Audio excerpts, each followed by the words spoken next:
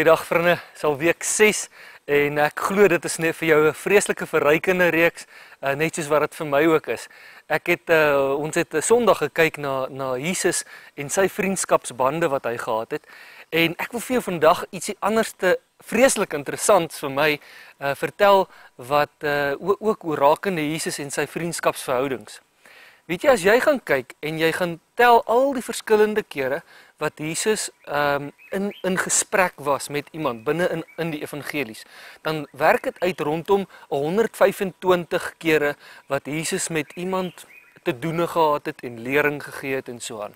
Maar nou hierdie, waar die interessante deel nou inkom, is van hierdie 125 kere, 54% daarvan is geïnisieer nie deur Jesus nie, maar deur ander mense. Nou, hierdie stukkie rou data klink miskien nou vir jou nie na veel nie, maar dit sê eintlik verskriklik baie vir ons.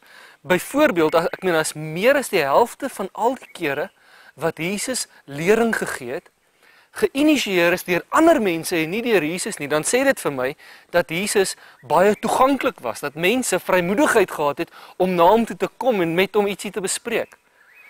Wat dit ook vir my sê, is dat as 54% van die kere wat Jesus lering gegee het, geïnisieer is deur ander mense, dan beteken dit dat Jesus gereageer het op mense se vrae, hulle twyfel, hulle besware wat hulle geopper het om met Jesus te bespreek. En wat dit met ander woorde vir ons sê, is dat die verhoudings waarin Jesus gestaan het hy gebruik om op die ou einde disippels te maak. En ek dink hierdie is verskriklik belangrik om dit mooi te hoor en te snap.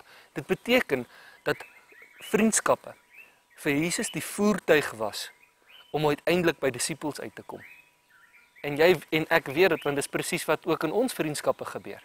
In ons vriendskappe word ons as ware disippels gemaak. Dis maar presies daai ding wat Spreuke 27:17 sê, waar dit sê, yster slyp yster, vriende vorm mekaar. En ek dink juis omdat vriende afgee aan mekaar, moet ons so versigtig wees oor die vriendskappe in ons lewens.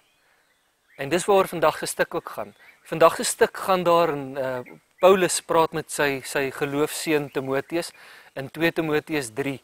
En dan sê hy vir hom waarvoor hy versigtig moet wees in vriendskappe. Ek hoop jy is nou lekker nuuskierig. Gaan lees 'n bietjie, gaan kyk 'n bietjie waarvoor ons versigtig moet wees. Kom ek bid saam. Here Jesus, baie dankie vir vriendskappe.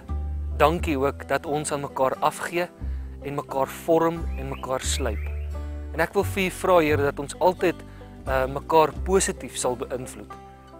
Maar ek wil ook vir U vra dat U ons sal beskerm teen negatiewe invloede en dat U ons baie bedag sal maak op verskillende soorte negatiewe invloede op ons lewens.